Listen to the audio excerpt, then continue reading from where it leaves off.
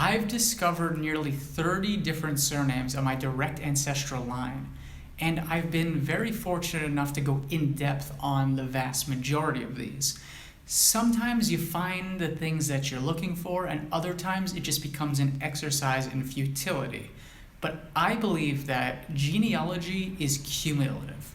So essentially, whether you find the things that you're looking for or not, either way, you're going to get better at researching and become a better genealogist overall. So on today's episode, I want to try something a little bit different, and it's going to become a new series on this channel. What I'm going to be doing is going one at a time through the surnames on my family tree, and I'm going to take a look at how I came to the conclusions that I did with that individual line, explain to you who some of the members of this family are, where they came from, and what I can, and more importantly, cannot figure out about them. I think it's important to go into the nuances of how different each family research project can be, and that sometimes your answers come easily, and other times you can look and look and look and simply come up with nothing. I'm Yona Paley, and I believe genealogy is fun. And today, I'm going to be taking you on a journey through my Paley ancestral line, the namesake to which I was born.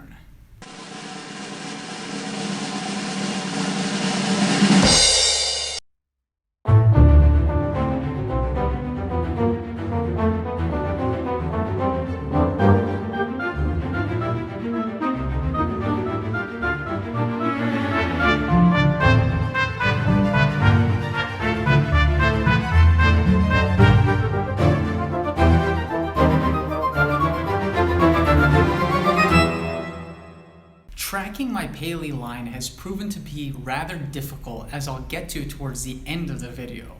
But what I can tell you is that my father was Michael Richard Paley, born in Albany in 1965, and he was a book editor who ended up instilling a lot of the hobbies into me that I currently have. So things like a love for film, a love for music, and reading are all things that I have from my dad. He was the youngest of two children of Joseph Paley and Joan Kushner, and Joseph died when I was quite young, around 2.5 years old, and I have only very, very vague memories of him. He was a clothing salesman, and he and his wife, my grandmother Joan, lived in Albany. Now, his parents were Louis Paley and Rose Minnick, and Louis, whose original Jewish name was Labe, came to the United States in 1905, sailing from Belarus. Labe was a painter of houses and actually had his own small business in Albany. And I had heard from family members that the family came from Minsk. And indeed, on his ship manifest, it does say that he sailed from Minsk. But through doing some more digging and finding a lot of records from him and his siblings, as well as oral history from my family, it turns out that they were actually from a small village in Minsk province called Shatsk. Louis and his siblings' gravestones are all in line with what I had been told about the family, which is that their father was named Beryl Zelig Paley. And what I knew about Beryl Zelig is that he died back in the 1890s in Belarus, never came to America, and he was married twice. His second wife, Freda Zelda Maliovsky, did come to the US in 1911, along with their youngest daughter, Anna.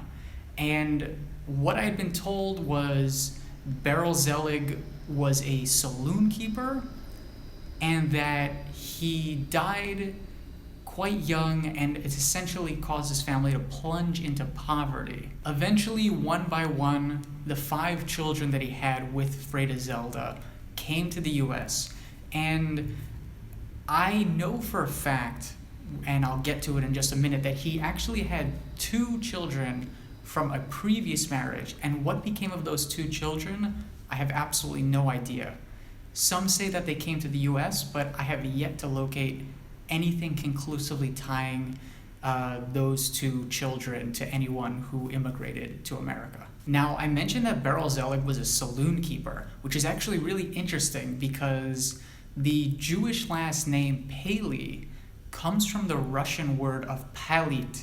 I don't know if I'm pronouncing that correctly, but it means to burn, and it's an occupational name for a distiller of alcohol. So it's pretty clear that my family was in the alcohol business. Some research that had been conducted by other family members had revealed that Beryl Zelig's father was named Zalman, and that Zalman had had a number of brothers. One, which was the youngest one, Max, had actually come to the US and moved to Amenia in Dutchess County in New York. There was a lot of speculation regarding Zalman and Beryl Zelig and who their extended family might have been. And a little over a year ago, I actually paid a researcher in Belarus to go into the Minsk archives and do some digging for me. I did get some results, which I'm going to share with you, but I just want to say that overall, I feel like this actually was a waste of money because later on I found out that a lot of the records were available through a special interest group, through Jewish Gen, I believe. And what you could have done was contacted them and paid by the record a very small fee. So while I did get answers that I was looking for, I definitely overspent on it. And in addition, a lot of the censuses that they ended up going through just this year were finally put online on Jewish Gen for public free access. So getting back to the research project, I found out that one of the reasons why it's been so difficult to trace the Paley family from Shatsk, and by the way, there are a lot of Paley people from Shatsk who immigrated to the United States and some who didn't, and I have yet to be able to figure out exactly how they're all related to each other. There's a huge amount, but on my line of the family, the problem is, well, number one, the fathers were really old when their children were born.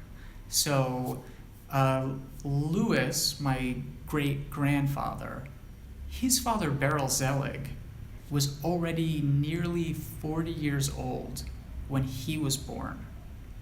And Beryl Zelig's father, Zalman, he was near to 40 when he was born. And Zalman has an older brother, Zelig, who was born in the 1700s. So that means that Zelig and Zalman's father, who is listed as Abraham Paloika. So the surname was actually very briefly Paloika before being changed to Paley on the next census in like 1834. But their parents, so Zalman's father was really old when he was born. So going back just a few generations, we're already well into the 1700s. So Abraham Paloika was born sometime in the mid 1700s, most likely, and there aren't any records for Shatsk going back that far. And as for trying to find cousins of the more immediate family who may have immigrated to the United States or were killed in the Holocaust, an issue is that the records for the censuses only go to about 1874, and everything more recent is gone.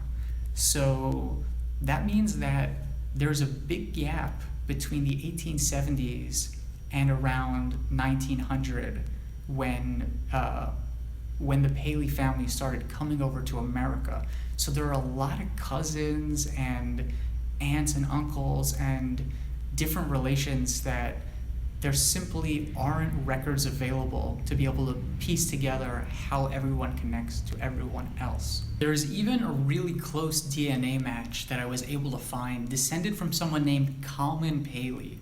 And I know that Beryl Zelig had an older brother, Kalman, and I managed to trace some of his relatives. So I know that it's not the same Kalman, and that there was a third common Paley who was a photographer who also moved to New York and took a photo of my great-great-grandmother, Freda Zelda.